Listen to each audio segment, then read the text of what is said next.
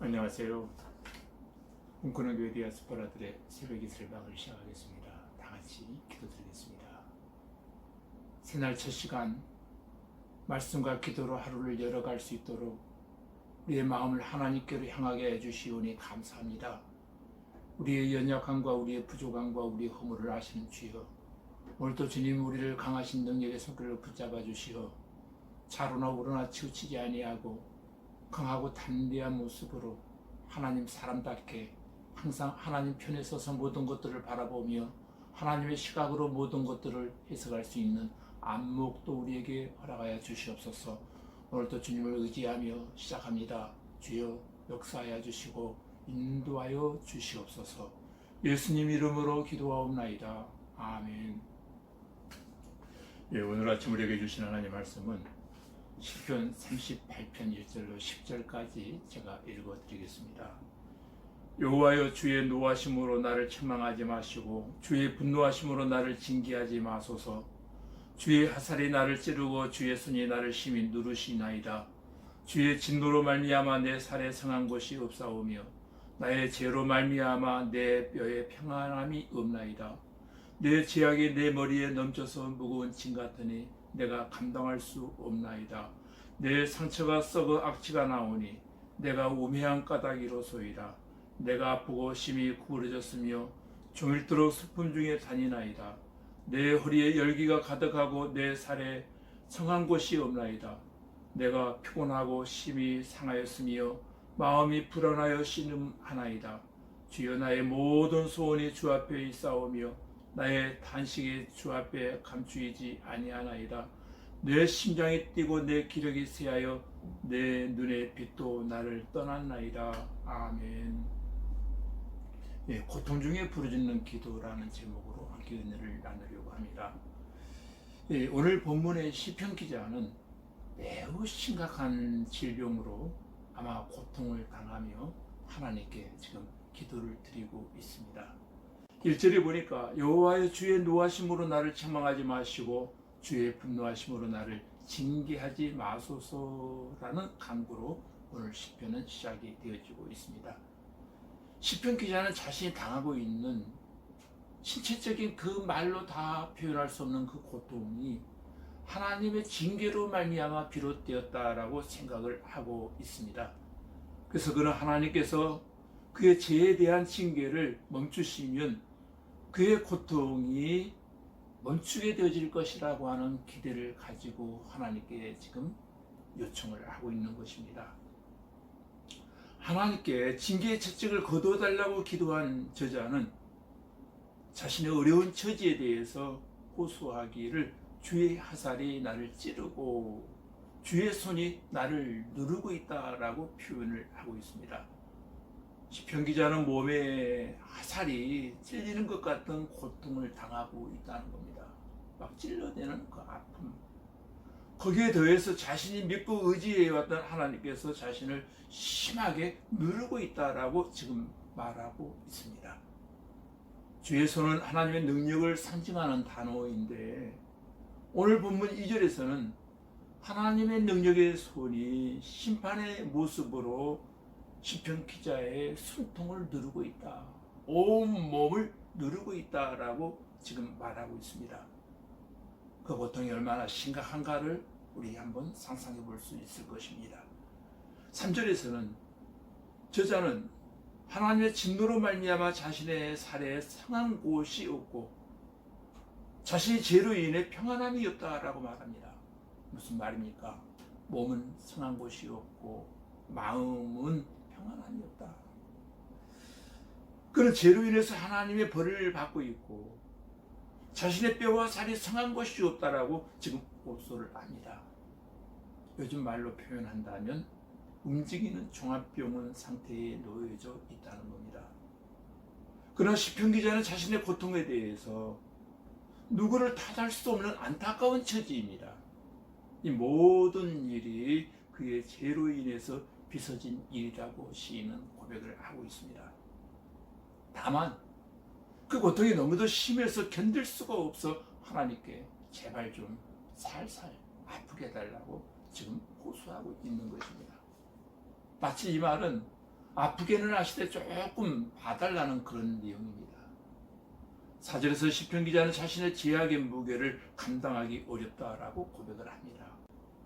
5절 이하에서 시편 기자는 자신의 몸과 마음의 상태를 지금 묘사하고 있습니다.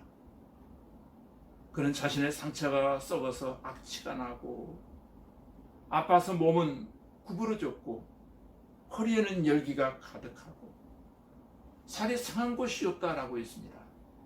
극심한 고통 중에 시달리고 있는 자신의 상태를 지금 묘사하고 있는 것입니다. 마음도 많이 아픕니다. 자신의 어리석음을 자책하고 있고 종일토록 그 자책과 그 아픔 속에서 슬퍼한다라고 말합니다. 그런데도 마음은 불안하고 신음소리가 그의 입술에서 흘러나오기 시작하는 것입니다. 몸과 마음이 다 심한 고통을 당해서 감당하기 어려운 수준에 지금 도달되었다라고 자신을 좀 살펴봐 달라고 하나님께 호소합니다. 그러나 이처럼 힘든 상황에서도 시편 기자는 하나님을 바라보는 소망을 버리지 아니하고 하나님께 계속해서 간절히 기도하고 있었다는 것입니다. 고통 때문에 하나님을 원망하는 것이 아니라 고통 때문에 자신의 죄를 자각하면서 하나님께 나와서 자신의 상황을, 자신의 처지를 솔직하게 토로하고 있는 모습은 저와 여러분이 꼭 배워야 될 모습이라고 생각이 되어집니다. 그리고 9절에서 하나님을 부르며 간절히 기도합니다. 주여 모든 소원이 주 앞에 있사오며 나의 탄식이 주 앞에 감추어지지 아니하였나이다 라고 말합니다. 시편 기자는 하나님의 죄로 인해서 그를 벌하시고 있기 때문에 문제의 유일한 해결책은 하나님으로부터 와야 된다라고 하는 사실을 그는 잘 알고 있었습니다. 그래서 그는 자신의 모든 소원과 탄식이 주의 앞에 있음을 고백하고 있습니다. 하나님 자리에 모든 것을 맡기고 하나님을 간절히 바라보겠다는 그의 간구입니다. 그리고 시편 기자가 처한 어려움은 신체적 고통만이 아니었습니다.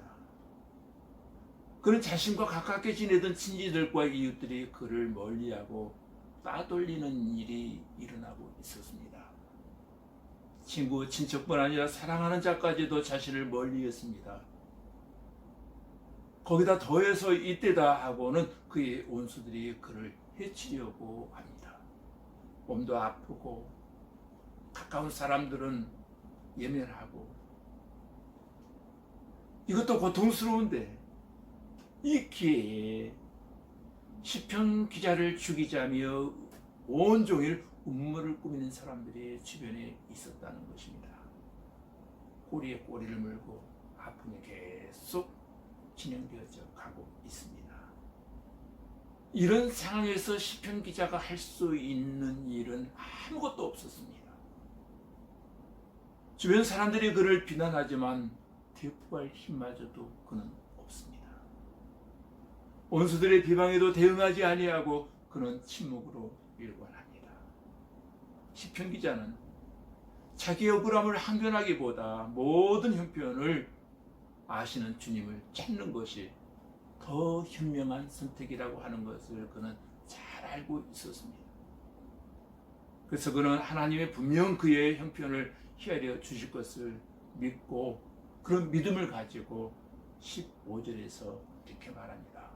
내가 주를 바라싸우니 내 주 하나님이 내게 응답하시리이다 하고 믿음을 고백하고 하나님의 개입을 사모하며 기다리고 있습니다. 시편 기자가 가장 염려하는 것은 바로 그것입니다.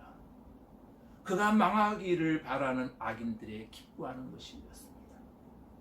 그래서 두렵건대 그들이 나 때문에 기뻐하며 내가 실족할 때 나를 향하여 스스로 교만할까 함이니이다 라고 말하고 있습니다.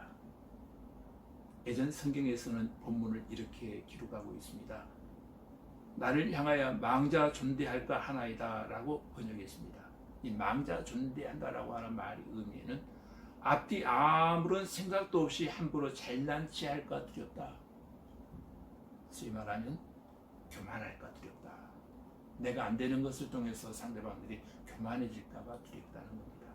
시편 기자는 악인들이 하나님의 사람이 실족하는 것을 보고 기뻐하며 생각 없이 함부로 잘난 체하게 되어질까봐 그는 두렵다는 것입니다.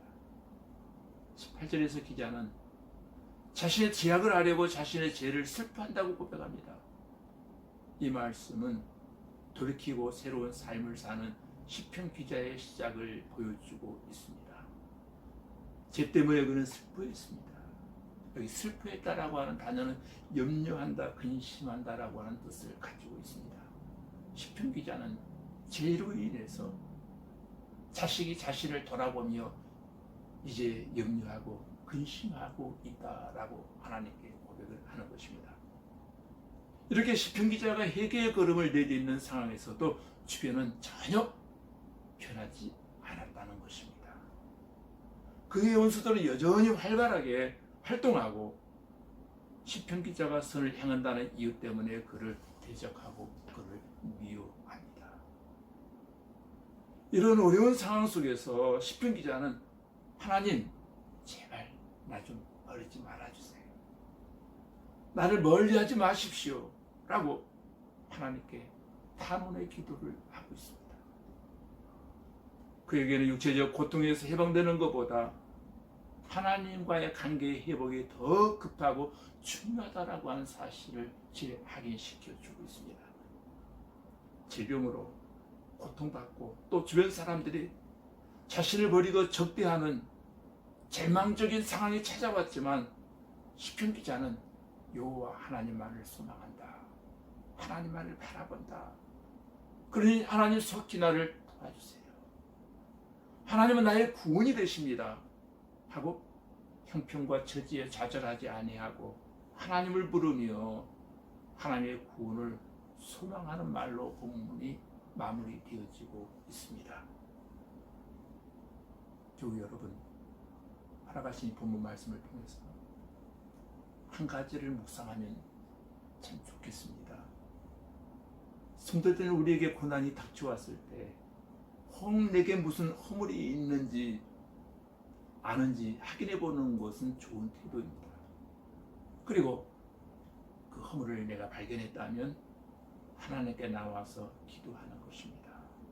그리하면 그 허물과 고난은 내게 엄청난 유익이 되어질 줄로 믿습니다. 말씀을 맺으려고 합니다. 형편과 처지가 어떠하든지 하나님 아버지의 사랑을 잊지 마시고 하나님께 감사하며 하나님만 의지하는 오늘 한 날이 되어지기를 주님의 이름으로 축복합니다. 기도하시겠습니다.